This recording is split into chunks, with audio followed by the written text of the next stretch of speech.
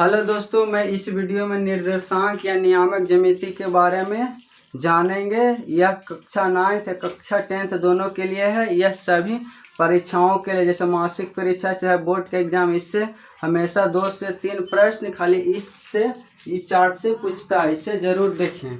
यह देखिए, यह ग्राफ के लिए भी यह महत्वपूर्ण है, इसे ध्यान से ज़रूर देखें। पहला है कि देखिए, इस खड़ा स्ट्रेट लाइन को बोला जाता है वाई अक्ष और पट लाइन को बोला जाता है एक्स अक्ष। खड़ा स्ट्रेट लाइन को कुछ खड़ा अक्ष को बोला जाता है, खड़ा को वाई अक्ष, और पट रेखा को बोला जाता है कुछ एक्स अक्ष बोला जाता है। खड़ा रेखा को वाई अक्ष बोला जाता है और पट रेखा को कुछ बोला जाता था एक्स अक्ष बोला जाता है। और दोनों अगर वाई अक्ष और एक्स अक्ष जहाँ कटे और उस कटान बिंदु को 0 से दर्शाया जाता है, कटान बिंदु को 0 से दर्शाया जाता है। और कटान बिंदु को कुछ ही कहा जाता है, मूल बिंदु के नाम से जाना जाता है। मूल बिंदु के नाम से जाना जाता है। मूल बिंदु का निर्देशांक पूछेगा था कुछ होगा 0 0। मूल बिंदु का निर्देशांक पूछेगा था 0 0। और 0 से ऊपर में जाइएगा, ऊपर की ओर, तो y धनात्मक रेखा होता है। 0 से ऊपर में जाइएगा तो y धनात्मक रेखा होता है। और 0 से नीचे की ओर जाइएगा, 0 से नीचे की ओर जाइएगा तो y डैश ऋणात्मक रेखा होता है। y डैश ऋणात्मक रेखा होता है। और 0 से दाएं की तरफ जाइएगा, 0 से दाएं की तरफ जाइएगा तो x धनात्मक रेखा होता है, x धनात्मक रेखा होता है।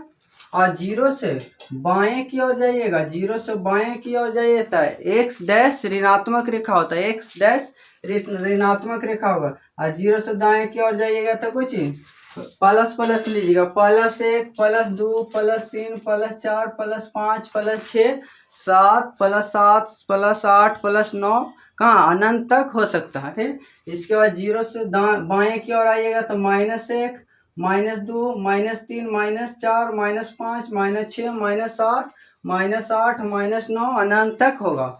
इसके बाद 0 से ऊपर की ओर जाइएगा तो y क्या होता है, तो y वाला भी लीजिएगा कुछ +1 +2 +3 +4 +5 +6 +7 +8 9 अनंत तक ले सकते हैं। इसके बाद 0 से नीचे की ओर जाइएगा तो y डैश के मान होता है, तो y डैश के मान लीजिएगा कुछ ऋणात्मक रेखा भी बोला जाता है। तो ऋणात्मक रेखा लीजिएगा तो -1 -2 -3 -4 -5 -6 -7 -8 -9 अनंत तक लेते हैं। ठीक, अब इसको पूरा रेखा को बोला जाता है कुछ पूरा। अगर पट वाला रेखा है, पट वाला रेखा को एक्स अक्ष रेखा बोला जाता है, एक्स अक्ष रेखा। और खड़ा वाला रेखा को बोला जाता है वाई अक्ष रेखा। खड़ा वाला रेखा को कुछ बोलेगा तो वाई अक्ष रेखा। अब दोनों जहाँ एक्स अक्ष वाई अक्ष जहाँ कटेगा, हम कटान बिंदु को 0 से दर्शाया जाता है। और उस कटान बिंदु को कुछ नाम से जाना जाता है, मूल बिंदु से के नाम से जाना जाता है। किस नाम से था, मूल बिंदु से। मूल बिंदु का निर्देशांक हमेशा याद रखिएगा 0 0। मूल बिंदु का निर्देशांक कितना होगा, पूछेगा कि मूल बिंदु का निर्देशांक कितना होता है तो बोलना कुछ 0 0 होता है। इसके बाद देखिए तो इसमें देखिए 4 गो खल है, 1 खल 2 खल 3 खल 4 गो। तो यहाँ से शुरू कीजिएगा, इसको प्रथम गिनिएगा, इसको द्वितीय गिनिएगा, इसको तृतीय, इसको चतुर्थी। इसको अगर प्रथमा चतुर्थी बोला जाता है, इसको द्वितीय चतुर्थांश बोला जाता है, इसका तृतीय चतुर्थांश इसको बोला जाता है, और इसको चतुर्थ चतुर्थांश बोला जाता है। और प्रथमा चतुर्थांश का मान पूछेगा तो प्रथमा चतुर्थांश में क्या होता है तो बोला कि प्रथमा में प्लस होता है, द्वितीय चतुर्थांश में माइनस प्लस होता है, तृतीय चतुर्थांश में याद रखिएगा माइनस होता है, चतुर्थ चतुर्थांश में होगा तो प्लस माइनस होगा, चतुर्थ चतुर्थांश में तो प्लस माइनस। प्रथम चतुर्थांश में तो प्लस, द्वितीय चतुर्थांश में तो माइनस प्लस, तृतीय चतुर्थांश में तो माइनस, चतुर्थी में तो प्लस माइनस। ठीक, इसको ध्यान दीजिएगा। आप कह देगा कि y अक्ष से y अक्ष से किसी बिंदु का दूरी क्या कहा जाता है तो बोलना कुछ कोटि बोला जाता है। कि y अक्ष से किसी बिंदु का दूरी पूछेगा तो कुछ बोलना कोटि बोलना। वैसे कहेगा एक्स अक्ष से किसी बिंदु का दूरी क्या कहा जाएगा, एक्स अक्ष से किसी बिंदु का दूरी पूछेगा तब बोलना कुछ तब भुज बोला जाता है। एक्स अक्ष से किसी बिंदु का दूरी बोलेगा था भुज बोलना। ठीक, इस तरह से दे देगा कि +5 और -3, +5 और -3 अब पूछ देगा कि कौन सा चतुर्थांश में।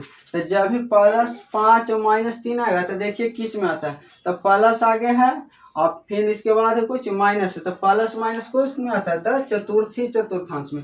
कौन चतुर्थांश में था? चतुर्थी चतुर्थांश में। इसके बाद दे देगा कि जैसे दे दिया -2 और +5, -2 और +5 पूछ देगा कि कौन सी चतुर्थांश में आता।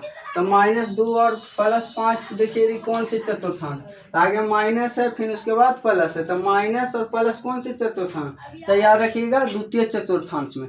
और चतुर्थांश ऐसी क्वेश्चन पूछ देगा ना, तो ऐसे पूछता है कि माइनस माइनस कौन से चतुर्थांश में आएगा। तो जब भी माइनस माइनस ये रहेगा तो बोलना कि तृतीय चतुर्थांश में। दे देगा कि प्लस प्लस पूछ देगा कि प्लस प्लस कौन सी चतुर्थांश में, तो प्लस प्लस याद रखिएगा प्रथमा चतुर्थांश में।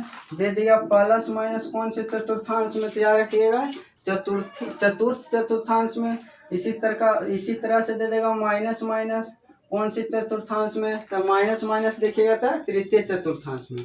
इसके बाद दे देगा या फिर दूसरा तरह से पूछता है, कहता है कि 7 और 6 में पूछ देगा ना कि y का मान कौन होगा। 7 और 6 में पूछ देगा y के मान, तो हमेशा याद रखिए जो प्रथम पहला पर आता है वो हमेशा याद रखना x के मान, और दूसरा पर आता है हमेशा याद रखना y के मान। तो पहले इन्हें से जाइएगा तो कितना 7 है, तो 7 होगा x के मान और y होगा तो कितना 6 होगा। जैसे दे दिया -2 और -5 दे दिया, -2 और -5 दे दिया, पूछ दिया कि x का मान बताओ, तब याद रखना दूसरा का होता है कुछ माइनस, और ये वाला जब -5 को का मान तो y के मान, और ये वाला देखिएगा तो कुछ का मान एक तरह से होगा x के मान होगा। तो x y के मान जब भी पूछेगा तो इसी तरह से बताइएगा। जैसे दे देगा कि 10 और 12 में पूछ देगा x के मान कौन होगा, तो x के मान हमेशा याद रखना पहला पर होता है x के मान और दूसरा वाला होता है y के मान। इस तरह से x y का पूछेगा। इसी तरह से आप पूछ सकता है, दे देगा कि 2 और 3 में पूछ देगा ना कि कोटि कौन है, तो याद रखिएगा y वाला को कोटि बोला जाता है कोटि। तो अभी बताए हैं कि जो दूसरा स्थान पर रहेगा वो कोटि का मान होगा y के, तो y को कोटि बोल सकते हैं, कोटि बोलते हैं। तो y कोटि का मान कितना हो जाएगा 3। और इसी तरह से पूछ देगा कि भुज का मान, तो भुज में जो x वाला को कोटि बोला जाता है भुज बोला जाता है, तो भुज पूछेगा तो कितना हो जाएगा 2। जैसे दे दिया 12 और 13 दे दिया, पूछ दिया इसमें कोटि कौन है, तो कोटि बोलना कितना 13 और भुज पूछेगा तो बोलना 12। इसके बाद देखिए इसको इससे जरूर याद रखना, यह इससे प्रश्न बनेगा। इसे पूछेगा मूल बिंदु का निर्देशांक क्या होता है, तो मूल बिंदु का निर्देशांक पूछेगा था 0 0। इसी प्रकार दूसरा पूछेगा x अक्ष पर y का मान क्या होता है, तो x अक्ष पर y का मान 0 होता है। इसी प्रकार y अक्ष पर x का मान क्या होता है, तो 0 होता है, कि y अक्ष पर x का मान क्या होता है, तो 0 होता है। वैसे ही अगला है कुछ y अक्ष पर y अक्ष का समीकरण, तो x बराबर 0 होता है। इसी प्रकार x अक्ष का समीकरण, तो y बराबर 0 होता है। इसके बाद अगला है कि x अक्ष से किसी बिंदु को क्या कहते हैं, x अक्ष से किसी बिंदु को क्या कहते हैं, तभी बताए हैं कुछ तब भुज कहा जाता है। वैसे कहेगा कि y अक्ष से किसी बिंदु को क्या कहते हैं, y अक्ष से किसी बिंदु को क्या कहते हैं, तब कोटि कहा जाता है। इसका अगला है कि x अक्ष से किसी बिंदु का निर्देशांक क्या होता है, तब जब भी पूछेगा x अक्ष से किसी बिंदु का निर्देशांक, तो x लिखिएगा y का मान कुछ हो जाएगा 0 हो जाएगा। उसी में अगला है कि y अक्ष से किसी बिंदु का निर्देशांक क्या होता है, y अक्ष से किसी बिंदु का निर्देशांक क्या होता है, तो बोलना 0, y होता है, 0, y होता है। इसके बाद अगला है कि दो अक्षों के प्रतिच्छेद को क्या कहते हैं, दो अक्षों के जब भी प्रतिच्छेद करे उसे कुछ बोल जाता है मूल बिंदु। देखिए x अक्ष हो गया आई एक्स अक्ष, y अक्ष हो गया आई x अक्ष हो गया, दोनों को प्रतिच्छेद करने वाले को कुछ बोलते हैं मूल बिंदु बोल जाते हैं। तो मूल बिंदु याद रखना।